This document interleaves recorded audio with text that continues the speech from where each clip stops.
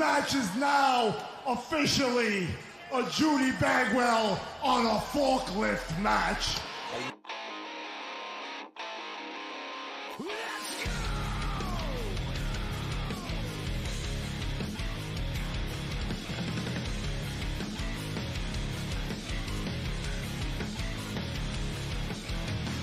Broken, thankless, push you down, open.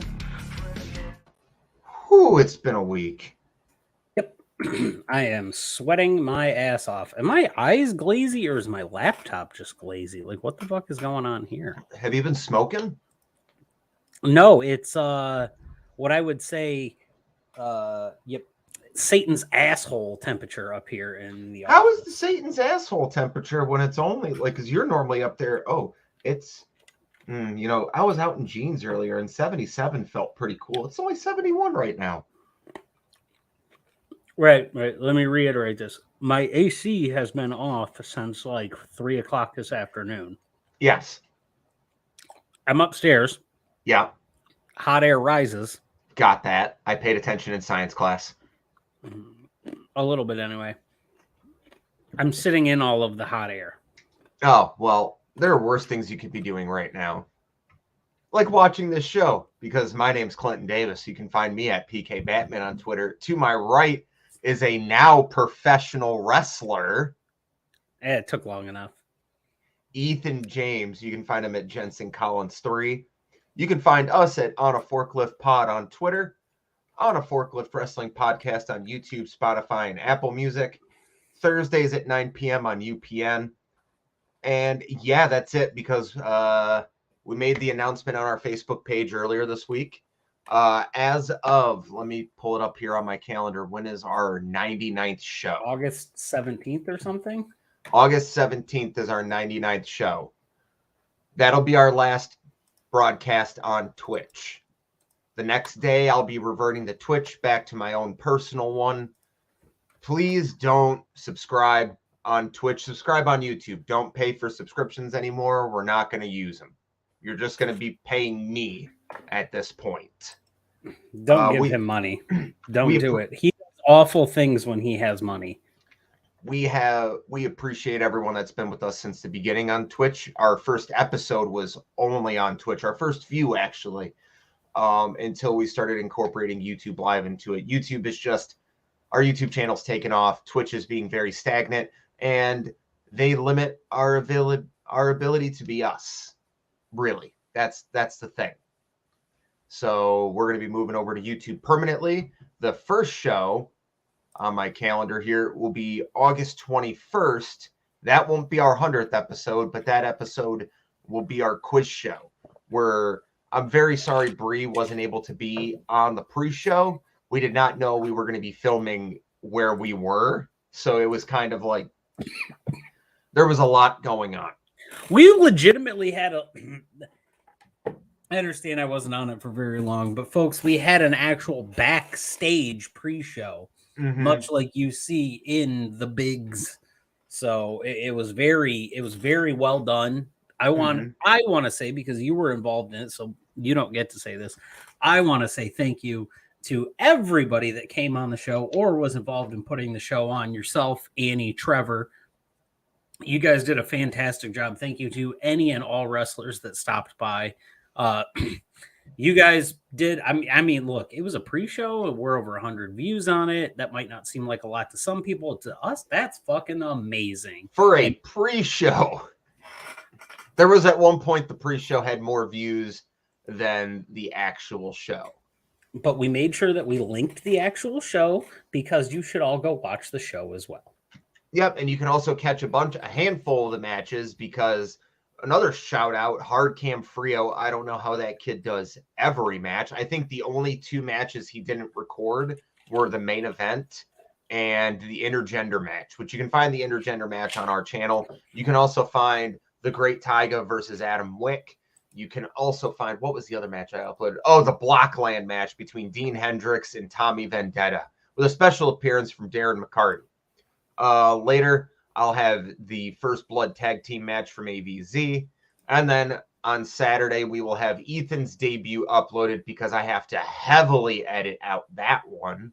Yeah, you know what happens. Yeah, there's like 12 entrances. Someone's bound to strike a DMCA claim in there somehow. I know mine's not because he's not signed. But Ethan's entrance will be a part of that video because it's Ethan. It's Ethan. But yeah, we have 2 more matches coming up from that show. We have a couple other shows coming up in August.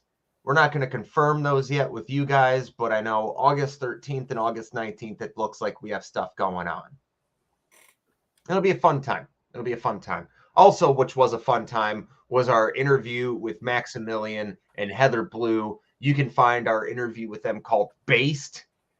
I genuinely will say it's our most off the hinge interview ever because we didn't have to do it live and go to Twitch's strict guidelines. I had a fucking blast doing that interview. I love when we can sit down and talk to people and it feels like a conversation. If you guys have watched our interviews, about the only one that we sat down and went, hey, we're going to write questions for this was Buff Bagwell. Yes. And it was mostly because there were things that we've seen him do enough interviews that there were a bunch of questions we didn't want to ask. We already knew. But I just love when people tell us things like, give me that's why I want you here. I want to find out what you're willing to tell me. I don't give a shit about the wrestling aspect. I'm here to get to know the wrestlers personally, finding out that they're both Dr. Pepperaholics, and that, God damn it, you had it with you today. But there was a lot of shit on there. Was a lot of wrestling shit. If you're looking to figure out what happened with Grizzly Pro Wrestling, you can find it in that interview because they gave us a bunch of backstage tales on that shit. I know, and I had even more to say, and I just decided we're not going to go there. We kept it lighthearted. It was real fun. It was scheduled. It was scheduled for an hour, but it ran over, and it would have ran a lot longer if I didn't have to work the next morning. We actually stayed on and talked for almost an hour past the time past the time we ended the interview. So yes, fantastic. They definitely said they want to come back and do another part 2. I personally cannot wait for that because Heather and Max are 2 of my favorites going today. But speaking of them, let's talk about the FU show. We can talk about the FU show before we get into the major wrestling companies, because I believe that the FU show 95%, it was a killer show. Yes. I will agree with that. Yes. They kicked it off. Didn't they kick it off with the 6-person scramble? Where it was the big men slapping we blew our big budget scramble. Yes, featuring people like Congo Kong and eventual winner Solo, which was a shocking result because Solo was hands down the smallest man in that match. Never count out the anime assault. God damn it. But it was a good match. It was a good match, a nice showcase. Solo got the win, so I don't know exactly. I think he gets a shot at something. That's the big belt. Oh, he gets a shot at the big belt? Yep. Yep. So you'll see Solo. Ooh. Live from Japan Karaoke Bars, the Great Taiga faces the anime assault Solo. Is that where it's going to be, is the karaoke bar? No, but that's where he hails from. Oh, okay. So we have that.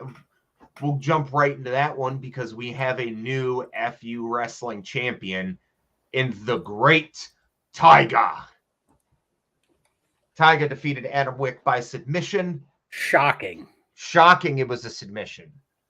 But the Great Taiga is your new champion. You can find that whole match on our YouTube channel. Very interested to see what's coming down the pipeline from one Adam fucking Wick. And there's one thing that actually intrigues me. It was because it happened on our pre-show, and we can go into this result, was that Tommy Vendetta won the Blockland match by knockout. Hey, listen, Dean Hendricks was not saying no. He was not quitting. He was not tapping out. No, he was not. The ref was scared for Dean's safety after 2 vicious pile drivers onto the blocks. And he went to go for more before the ref. Which ref was it? Was it George? George Ross. Before George Ross called the match via knockout. But Tommy Vendetta said on our pre-show that whoever was holding the FU championship at the end of the night better watch their back.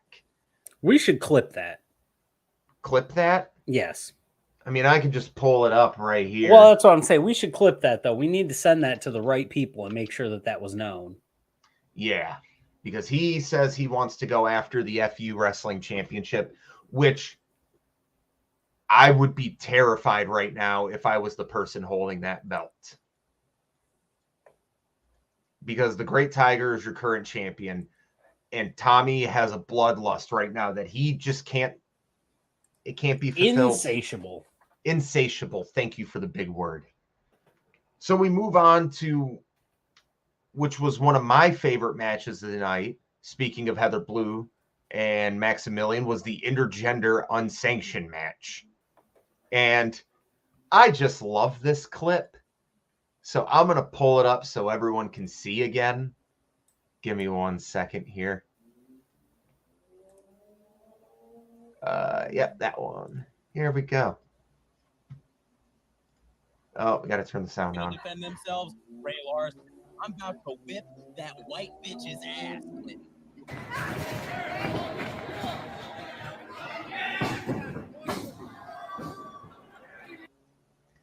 And whip that white bitch's ass he did, because Maximilian and Heather Blue took the win by pinning Marcus Porter. You can find that whole match. It's already up to 200 views. Why are you going to be one of the people not watching it? Yeah, fucking watch it. Mm-hmm. We had the Tragedy Boys defeating Alex Van Zant and Jamie Eternal in a first blood match, which to me was the most shocking result of the night. A little bit of a, definitely didn't see that one coming. I thought Alex and Jamie had their pulse on that entire feud. I didn't think that that was going to be one of those situations where, you know, that was what it was going to be. But yeah, they failed to make that happen. So and Alex, good win of the Tragedy Boys. And Alex showing the Tragedy Boys respect after the match was over. Jamie almost snapped. Jamie almost took out Alex. Look,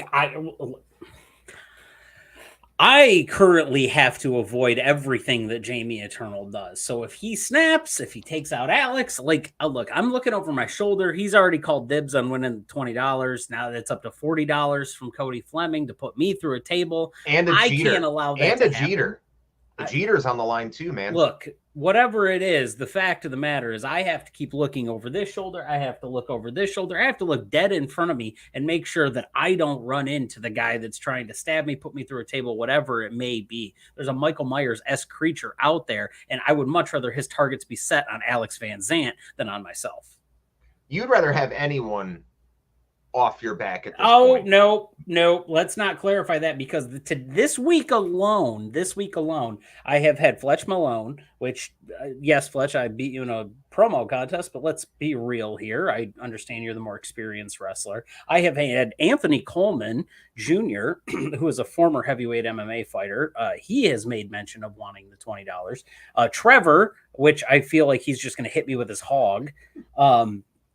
I have had the aforementioned Jamie Eternal bring it up. I have had also on this realm, the Dread King Logan throw my name out there on wanting $40 for this. So yeah, to say I'm a little concerned about this, I'm a little fucking concerned. As you should be, because like there's so many people coming after you, and more money is being added every single day to this pot. And Robert Brown, the owner of Chaos Wrestling, has already is willing to provide a table. He said specifically, I will take a table to any event that you appear at in case I have the opportunity to collect on the money. So that's where we're at. And if you didn't see it, go back and watch Chaos from last weekend, because those tables are fucking unbreakable. Yeah, they are. I remember the boys saying, like, if this doesn't end up on Botchamania, I'm going to be pissed. Call those tables Brian Cage and somebody who shall not be named, because they're the unbreakable fucking tables.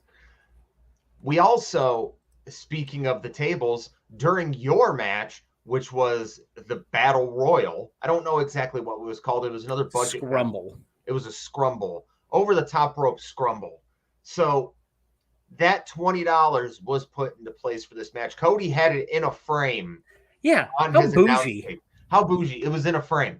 And you were thrown out in 30 seconds.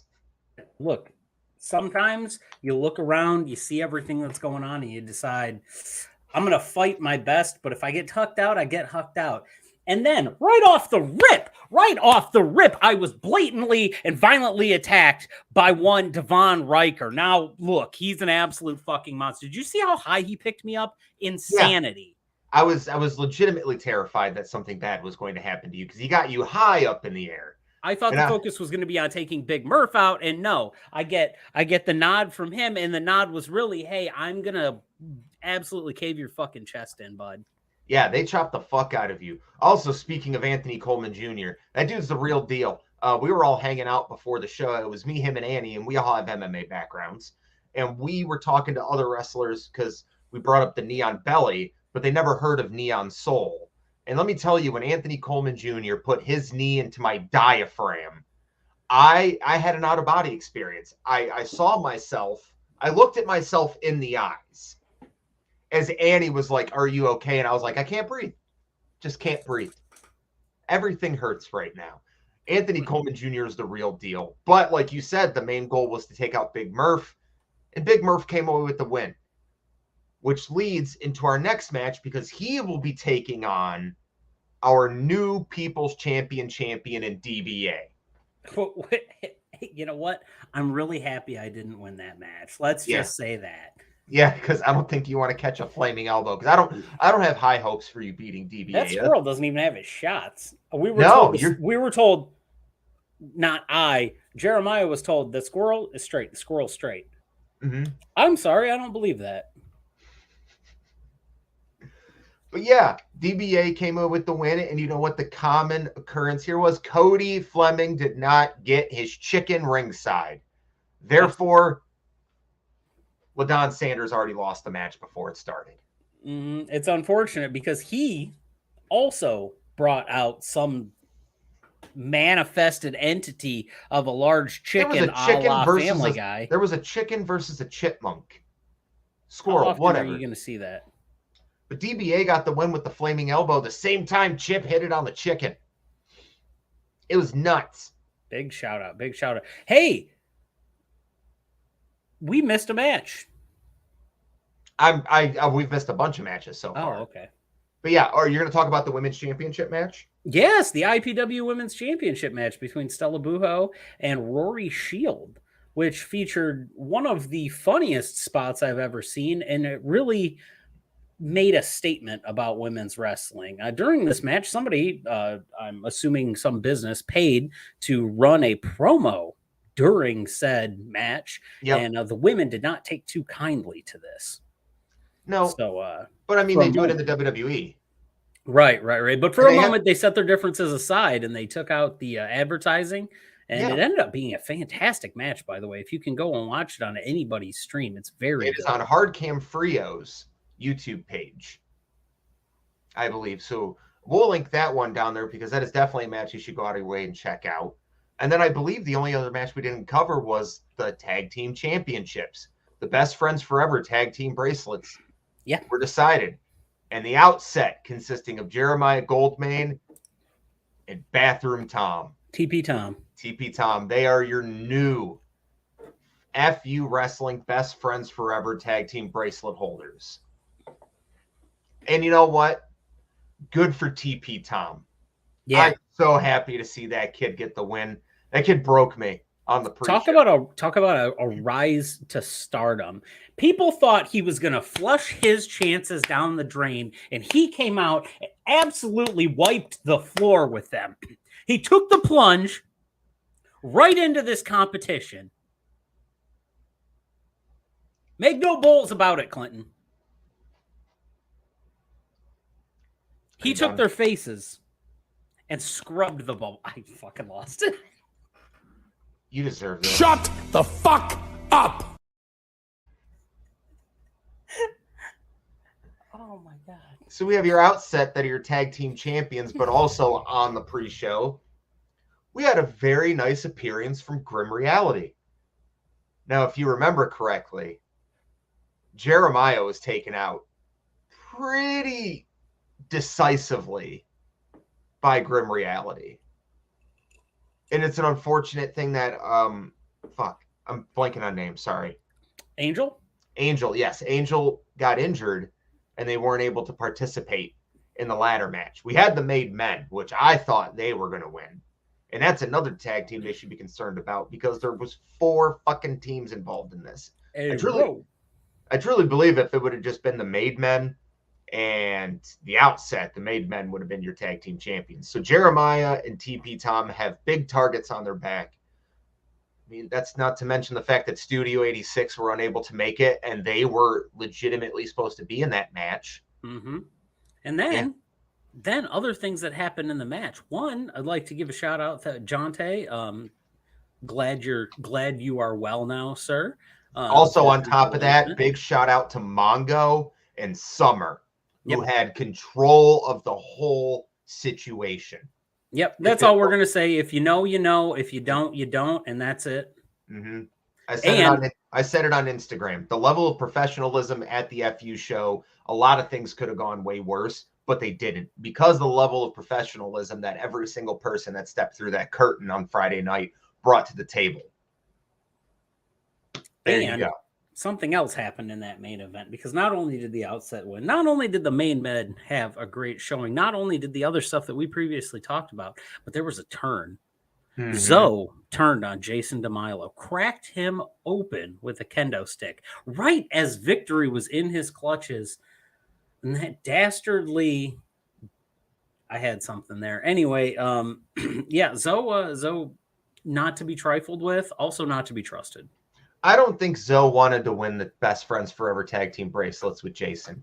Must not have been his best friend. That's not his best friend. He is infamous for saying that his best friend is Dean Hendricks.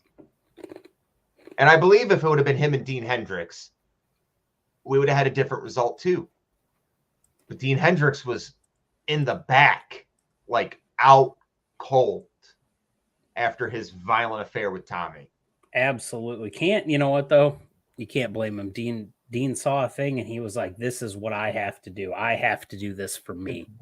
And anyone that didn't take Dean serious as a singles competitor going into this match, because, he's known as being a tag team wrestler. Dean is a star. Dean is the son of a rock star. And that kid blew me away on Friday night. So another big shout out to him. To see the development from where we first seen Dean Hendricks as primary, and I mean with zero disrespect to the gentleman at all, basically a third or a fourth wheel in a faction of previously established people to having the absolute audacity to take on Tommy Vendetta in his own game and show up like that, not to mention his recent events at like SCW against the Spider and other things. Just absolutely fantastic. It's great to see. It's great to see this focused, rejuvenated individual come out swinging. So that kind of covers all of FU.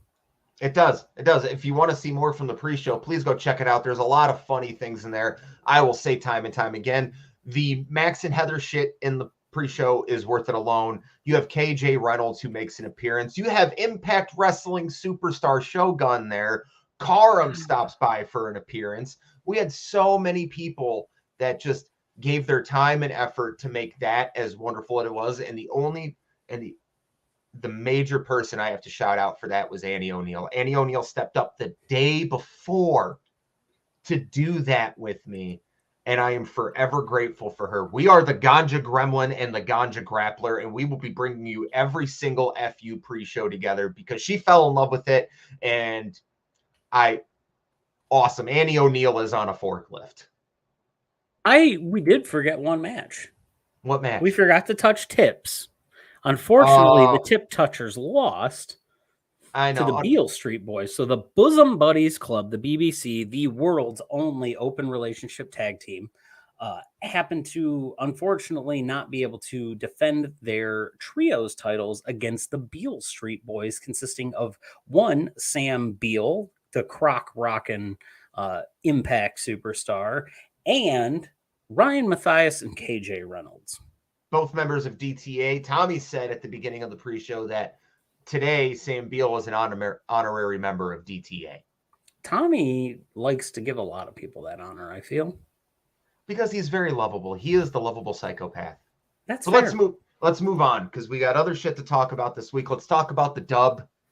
The Bloodline have dominated this week.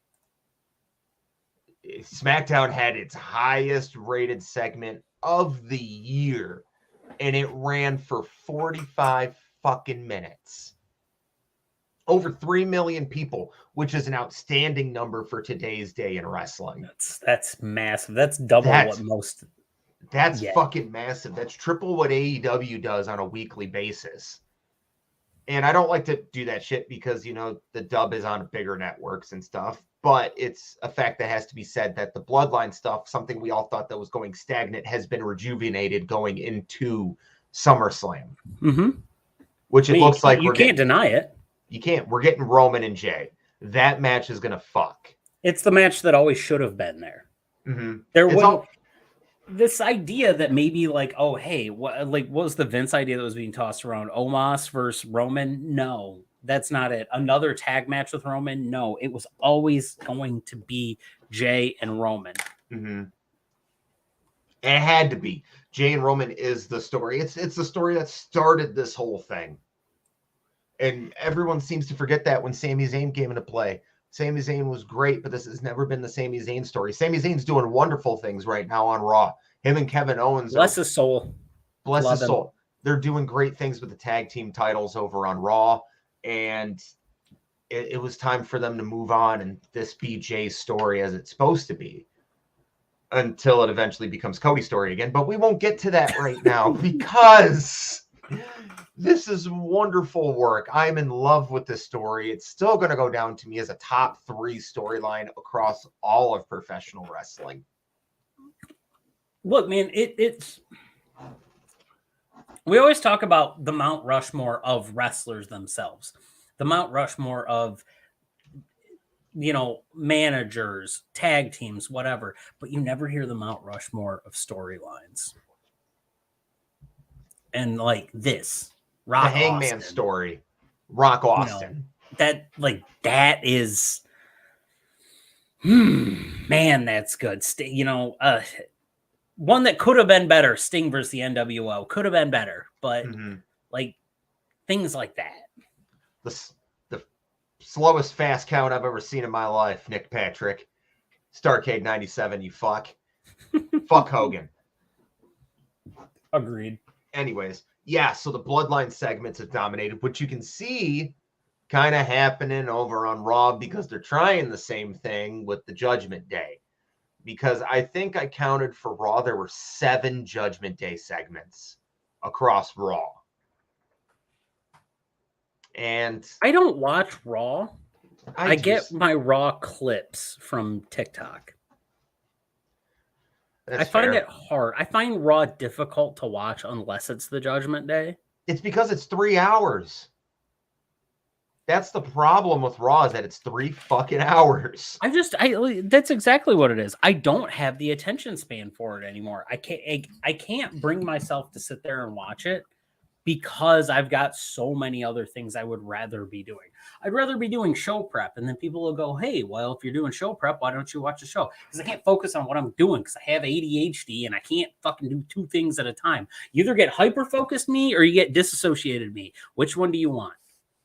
Yeah, like genuinely, it's a struggle because like if you take the total runtime of wrestling each week, you got 3 hours on Monday, 2 hours on Tuesday, 2 hours on Wednesday, 3 if you include All Access, 2 hours on Thursday because you got fucking Impact, you got fucking 3 goddamn hours on Friday if you watch SmackDown and Rampage, and now we got fucking 2 hours on Saturday. That's if it's not a pay-per-view weekend. What do we hit? Did we count Wednesday for Ring of Honor as well? No, so that's another 2 hours. So like there's so much wrestling. And then we're Michigan-based wrestling podcasters, and we mainly talk about local wrestling. I 100% like I would like nights, Like, I would like to fist fight Jeremiah in a parking lot for him putting on a show at 9 p.m. I don't think you're the only one. I don't think I am either, because I'm old. Like, that's what, like, that was my one gripe when I said that 95% of the show was great. I hated the fact that I was leaving at 1 a.m. You know, you being old, though, plays into something else, though. When we get older, we have a better appreciation for the rules.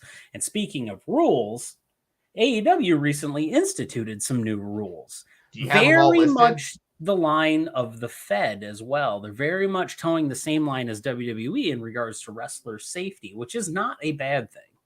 It's not a bad thing, but I think, like, here, let me run down. This is, according to Sean Ross Sapp from Fightful, this is the document said, while there is always risk to pro wrestling, they wanted to minimize the risk without ever compromising the quality of the talent's performances and ability to be creative. With that being said, here's AEW's new list of banned moves and actions. Chair shots to the head, agree. Chair shots to the back of the head, also agree. Buckle bombs, meh. Moves where a wrestler falls backward onto a turnbuckle, fair. Intimidating concussions or seizure symptoms while selling a move, Very fair. very fair. Shouting out, "You Bryan Danielson." Spitting, fair. Bleeding while in the crowd. I feel that only really affects your anarchy in the arenas and your non-sanctioned matches. I feel like that one's the one, if something's going to get broken, that's going to get broken, but it's not like on purpose. Yes. Using weapons or projectiles while in the crowd, fair. I mean, you whip a trash can, it ricochets off the wrestler's head, it could still hit the audience members. So Yeah, fair. I mean, you're just saving yourself litigation at that point. Throwing anything with blood on it into the crowd, including t-shirts and any other memorabilia, fair. Yeah. Taking food or drinks from the fans in the crowd. I really only believe that has ever been done twice, and that was when MJF threw the drink on the kid's face, and when Adam Page was drinking beer after every match pre-COVID. Yeah. And then also making contact with the fans in the crowd. So that might affect a certain wrestler group entrance in the Blackpool BCC. Combat Club. Is it weird that I just don't need it anymore? Like, I don't need... He did the Shield, right? Like the buckle bomb. The buckle bomb's really the only thing I see on here where I'm like, why? I don't know. Probably because people have seen the torn labrum aspect and all the stuff that happened with Finn Balor, and they don't want to they just don't want to mess with it. Which, for me, like, a lot of these rules are fair. They go in here and go, how extensive these rules are remain to be seen, and certain wrestlers will be obviously more affected by the rules than others. Sapp report specifically mentions MJF often interacting with the fans of the crowd, usually throwing drinks on them, and Bryan Danielson pretending to have a seizure during his match with Okada at Forbidden Door. It is unclear what this means for wrestlers like Jon Moxley, who consistently enters through the ring through the crowd, or matches like Anarchy in the Arena that actively encourage violence in the stands. Stay tuned for more updates as they become available.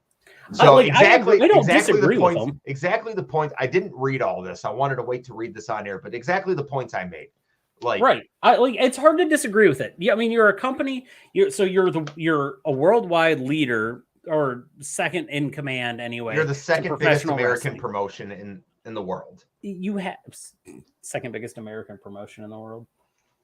I love our isms that happen.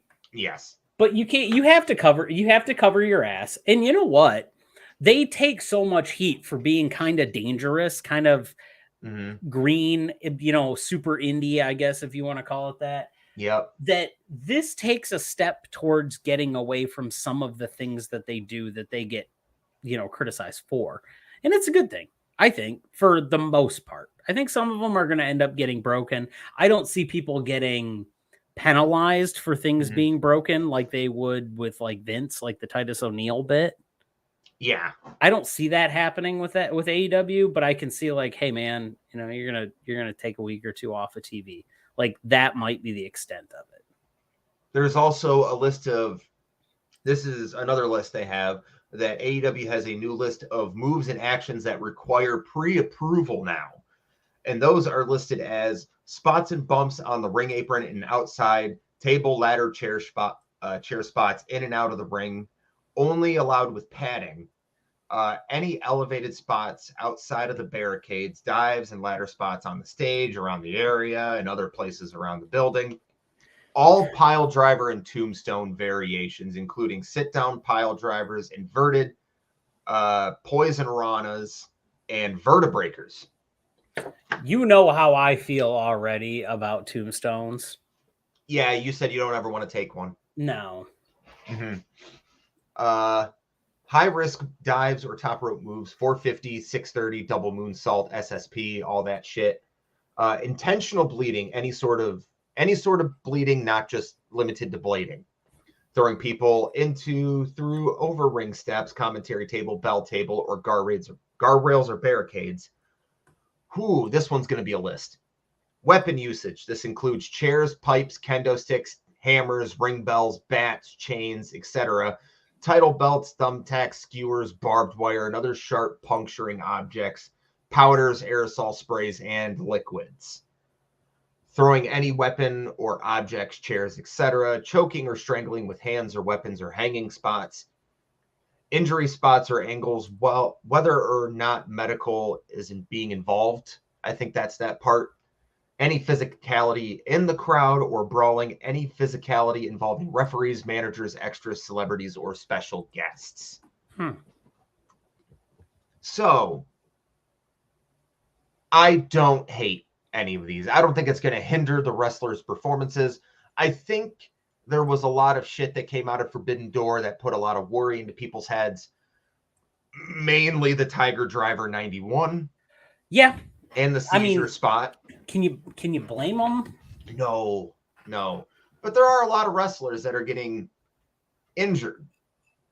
And there's a lot of things you can do to prevent that. Like Bryan Danielson, for example. I don't think he could have controlled his arm breaking. He got landed on a botch elbow drop from the top rope, which Okada has done 1,000 times. Well, it's like the cock drop. Yeah, like it just... Satoshi did not try to do that to CM Punk. It just happened.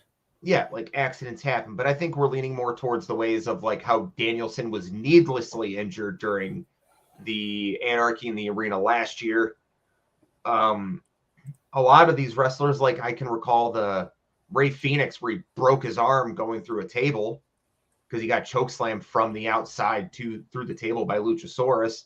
There's just little things they want to do to prevent the injuries towards wrestlers, and they want to keep their wrestlers healthy, which that's how you get amazing title reigns like Orange Cassidy, where they're healthy and they're able to continue to go week after week.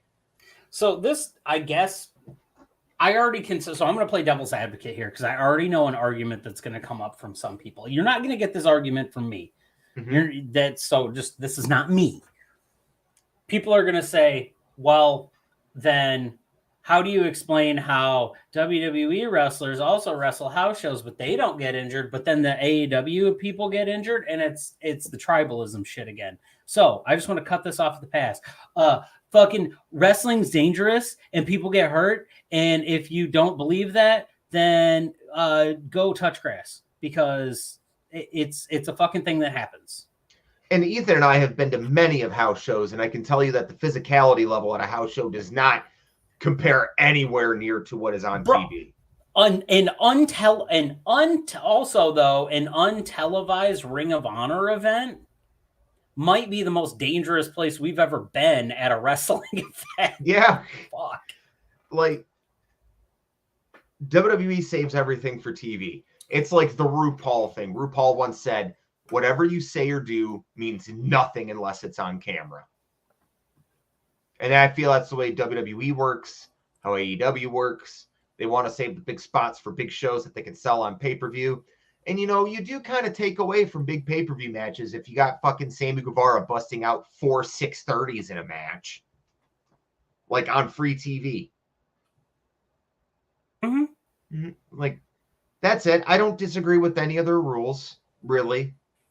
I don't think it's going to hinder any of the wrestlers' performances. But we'll see exactly where everything goes. I'm curious to see how many of them get like hardcore followed right off the bat. But a lot of this is what this is going to do And I think this is for the better, is it's going to force AEW to tell better stories with stuff outside of just the matches, because AEW's in-ring quality is, I know that the weekly in-ring quality on Dynamite sometimes not the greatest. The pay-per-view quality has almost always been banger, banger, banger, banger. Mm-hmm. But they've had very few storylines that have been consistently good through the entire thing. Now they're in the midst of another very good storyline, which I know you cut froze. out. You cut out there for a second. I froze Okay. too. Okay. Okay. Just, I was going to say, so one thing that they're currently doing, though, is they're currently in the middle of another very good storyline, which I know you want to talk about. Yes, the fifth men were announced for the Blood and Guts match. Not that one, but the other one. You talk about this one, and then you can talk about the one you're very excited for. Because I'm excited on two different levels. One I'm very excited for, and one I'm ready to be depressed. And that's a good thing. The fifth men for each Blood and Guts team were announced. Pac will be a part of the Blackpool Combat Club. Okay. Pac's coming back from his injury, where he was injured in the trios matches with the Young Bucks. So makes sense. Mm-hmm. So, and then we got the fifth man for the Elite. And it's not just the Elite anymore. The Elite got a little more golden. The Elite took a shower. Yeah.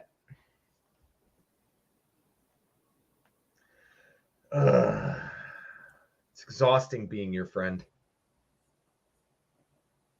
But yes, Kota Ibushi is finally making his AEW debut in Blood and Guts as the fifth man of the Elite, now the Golden Elite.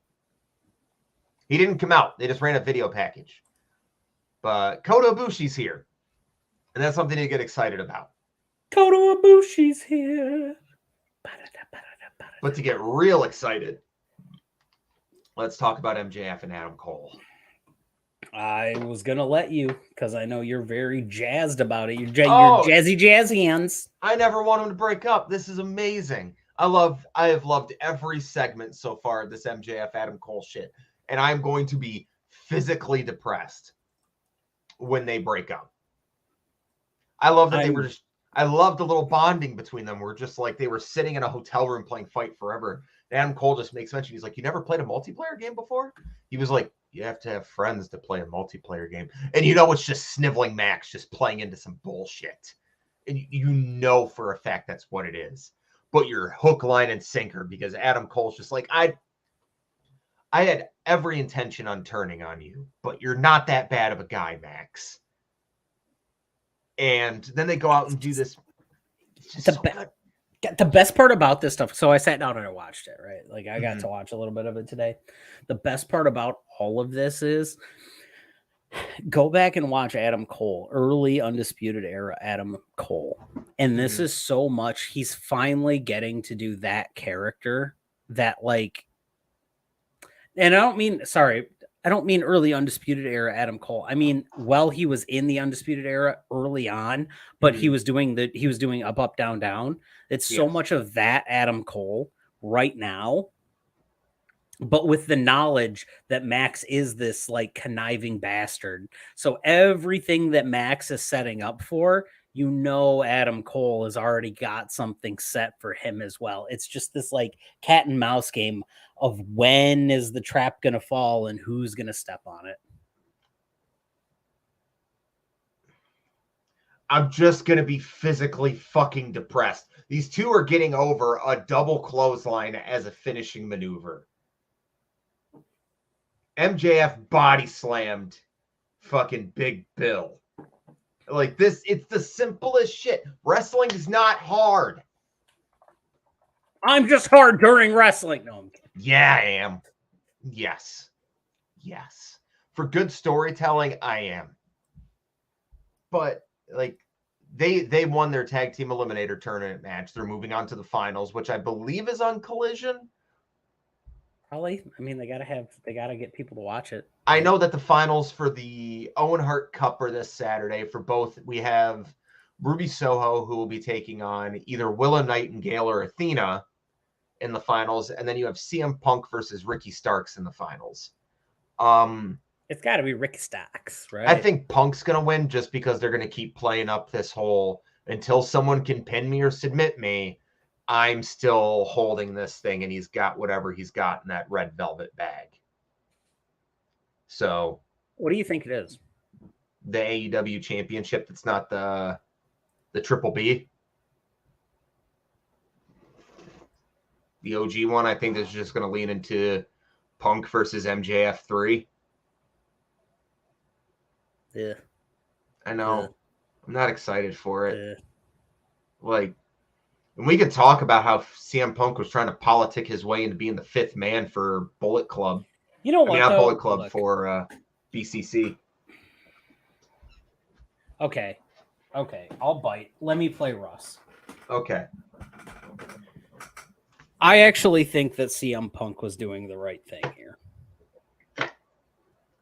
I think that CM Punk was doing the right thing in that, because the one thing that he knows that the Bucks don't know is how to sell the massive ticket, how to sell the WrestleMania size ticket, how to sell that shit that'll come up at Wembley.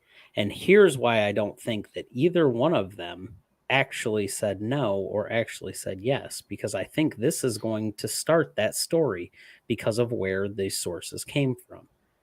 This is why we are going to get that match eventually, but it's going to be back, and it's going to be at All Out in Chicago or wherever the fuck they're doing that show at, because, you know, they announced that for Chicago, and WWE announced Survivor Series for Chicago. So why don't we just reach into the Chicago pocket anymore, the Shikuzi, and just get all of that fucking prison money out?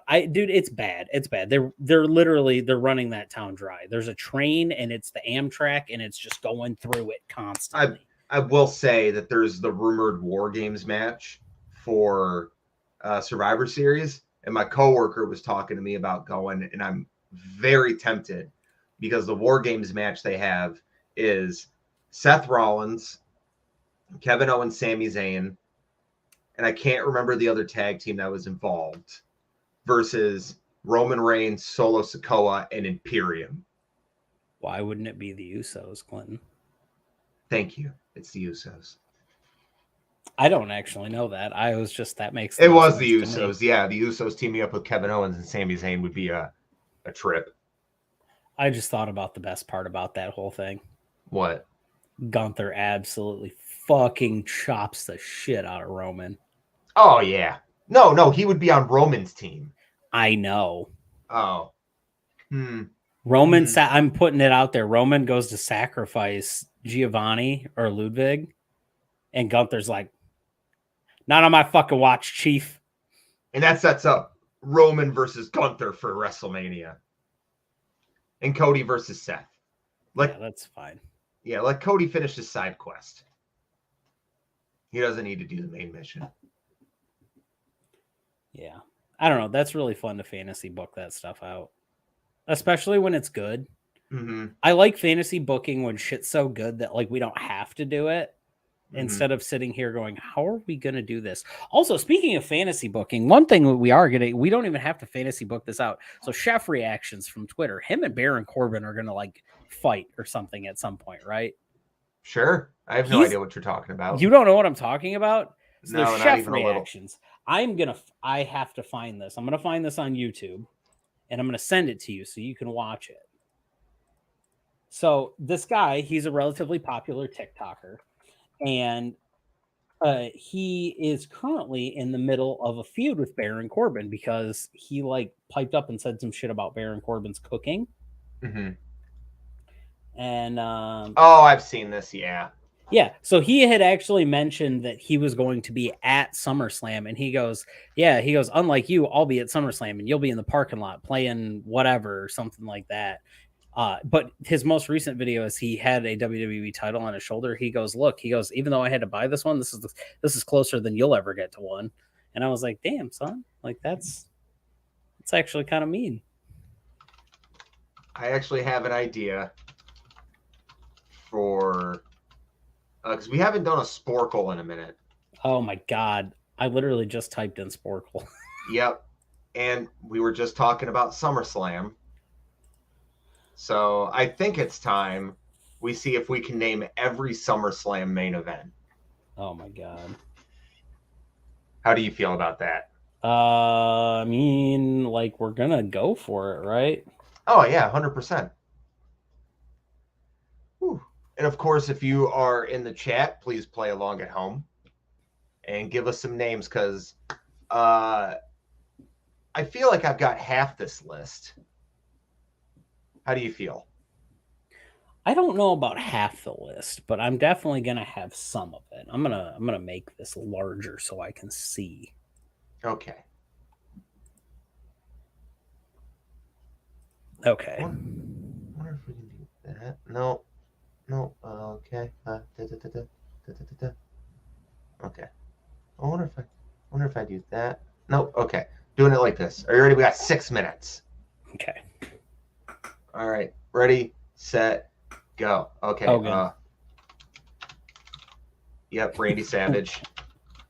This got easier. Warrior. Yep. What was fucking Zeus? Zeus. Yep. And Mr. Ted. T? Oh, that was T, wasn't it? Or that's No. No, Ted. How do you spell DiBiase? Dibiase.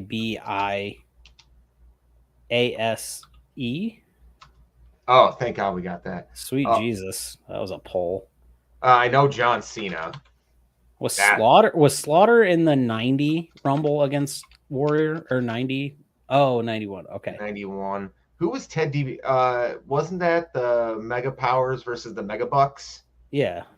So IRS? Nope. Is that Virgil? Nope. Ooh, thank God it wasn't. Who did the Ultimate Warrior main events against in 1990? Is that Taker? No, because Taker debuted in, but Taker's on this list. 1994 is knocked out real quick. Undertaker versus The Undertaker. Randy Orton. Batista. Yep. Oh, no.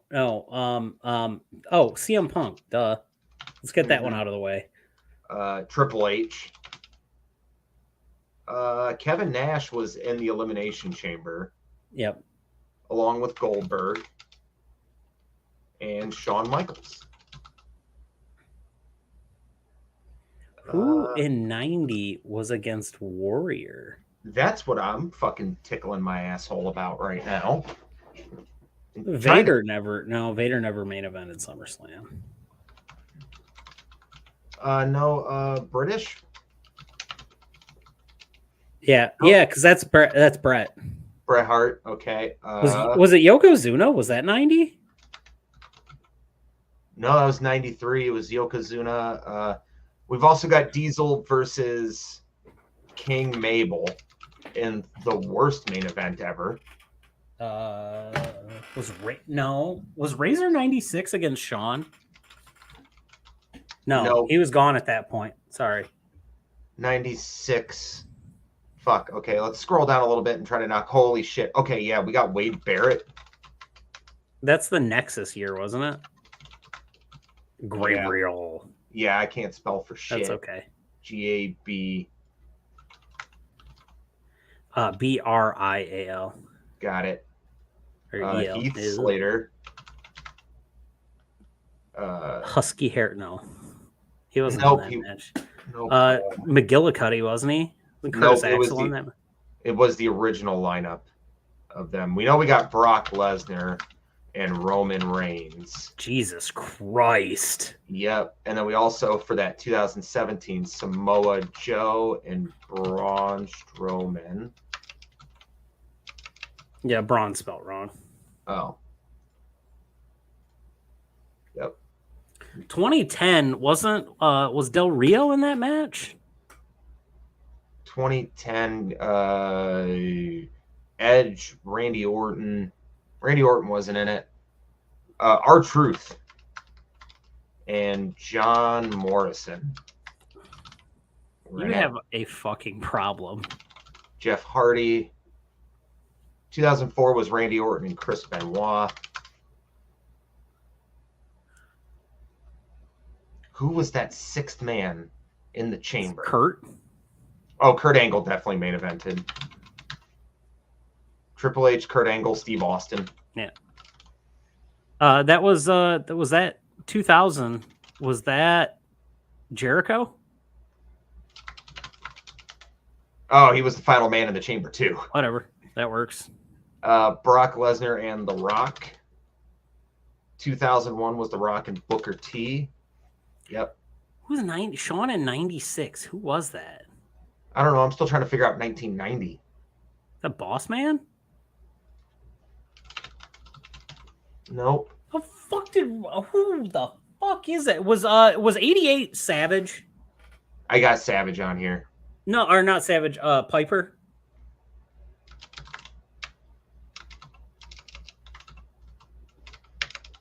It should have shown up for No. Piper. Okay, let's see here. We got a bunch of main events knocked out. It's not my fault I can't remember every member of the original Nexus. Heath Slater. Oh, God. 2013, John Cena. The Big Show? Nope. What about, let's knock these last two out, 2020 and 2019. 2020 would have been Braun Strowman and Bray Wyatt. Yep. 2019. Lesnar. Seth Rollins. Rollins? Yeah. Yep. 2013. John Cena. Ooh, 2013. John Cena. Well, we're about 13 seconds away from this. Was Sheiky Baby in 91?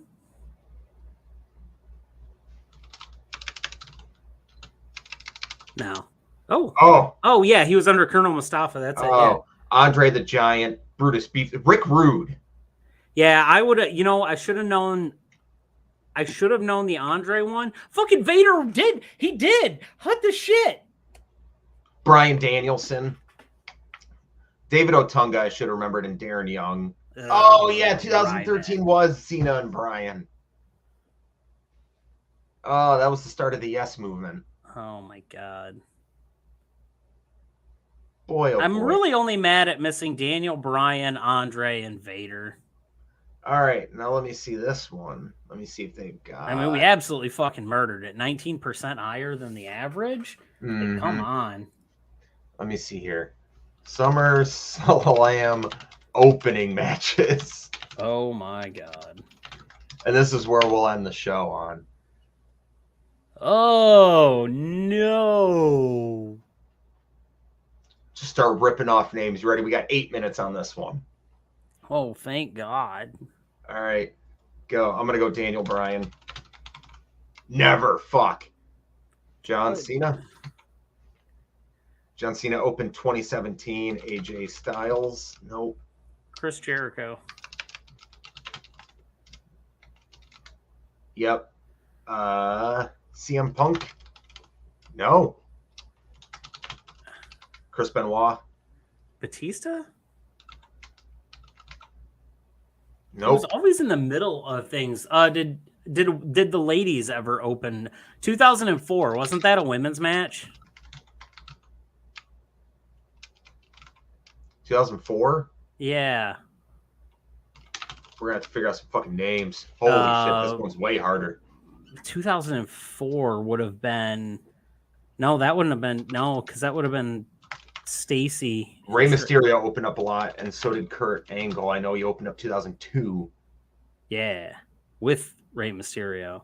Mm-hmm. Okay, then let's go. Let's Eddie.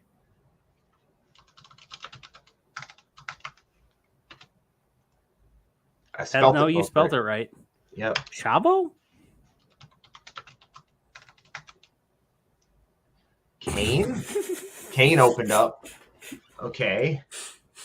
Kane, yeah, Kane's usually an opener. Big Show? Big Show seems like somebody who'd be in the opening match. Yep. Gee-bus. Ooh, we're fucked on this one. Early 90s. Let's try some dumb shit. Doink the Clown. Nope. It should have... Doink the Blown. Poiple the Clone. Rick Bro. Rude? I'm dying right now. Owen Hart. Which means Brett. Yep. Shawn Michaels. Oh, 89 is going to be a tag match then. Put Jim. Yeah, Jim Neidhart. How do you spell Neidhart? Neidhart. Okay. Oh, which means that's probably against the Steiners. No. Then it's LOD.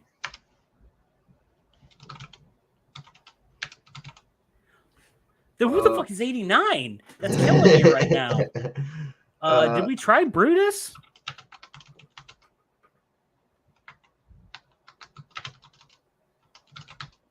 Nope. Because I was thinking Greg Valentine and him, they did a lot of card openers. Davey Boy Smith. Brett? Nope. Hunter Hearst Hemsley.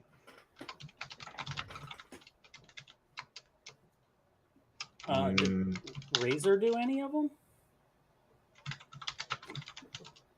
Yep, 93. 1, 2, 3 kid. Yep. Fuck me running. This is I going to know. be a tough. Oh, 90 is Janetti. That's 2 N's, sir. Trust me, I know. I believe you. I don't want to know, but I know. Rey Mysterio versus... Was it the Bushwhackers? Nope. Oh, fuck. I'm trying to think of these old ass tag teams. We got Edge. Okay. Edge opened up 2001 against Test? No. Fuck. Sean Stasiak.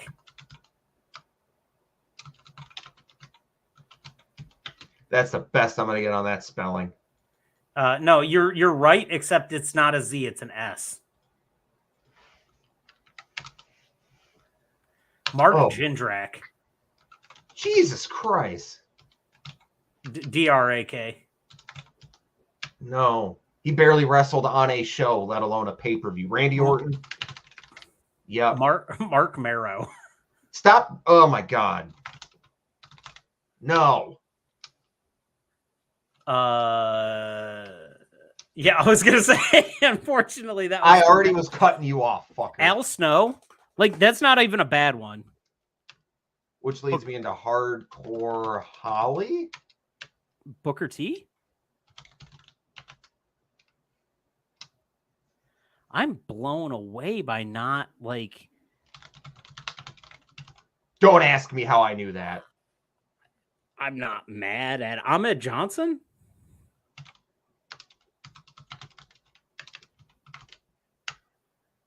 Davey Boy Smith. Who would Oh, fuck it, JBL. Huh. The Undertaker. No. Did The Rock ever open? No. D'Lo? Kofi Kingston. Dolph Ziggler. Seth Rollins. Okay. Those were safe bets. That cleared up a lot of the late 2000s. Did you see him Punk already? Yeah. Okay. Who else in 2011 would have been around there? Justin Gabriel?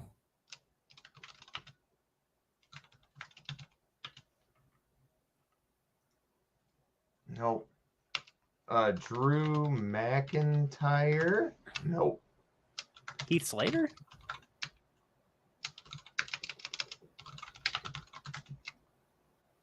Because I'm trying to think of that 2011 match. For some reason, that's coming to my mind. Cody Rhodes. Nope. The Miz? Yeah. Yeah. We had to get one more. Ooh, okay. 2015, Randy Orton. Oh, I know one. Yeah. Baron Corbin versus John Cena. Jinder Mahal.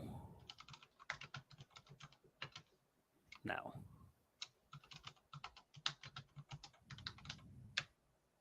Jamie Noble.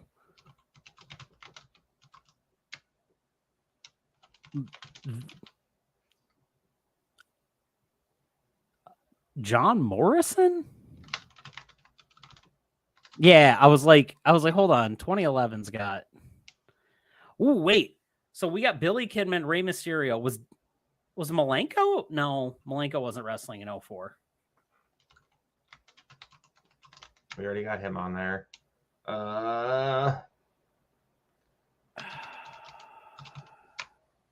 Nope. Super crazy. Nope. We fucked this one. God damn. We don't know John. Wow. I wonder how bad we did comparatively to other people.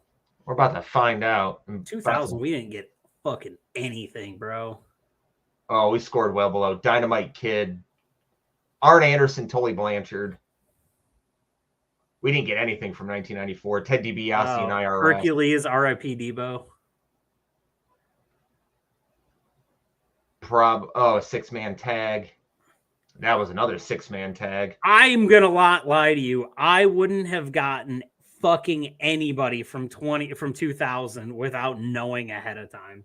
Oh yeah. John Also, Cena, I said D-Lo, but it didn't register when you typed it in, so I'm pissed about that. We would have got 2 more.